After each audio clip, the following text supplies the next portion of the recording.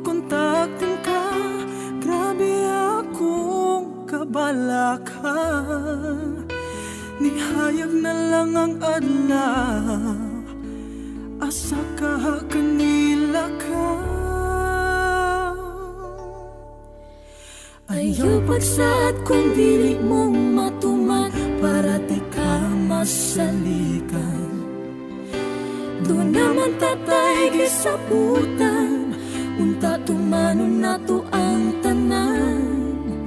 Ako kang gisuportahan para sa imong kaayuhan. Dili lang tani mo hikalingtan, na doon na tayo gipa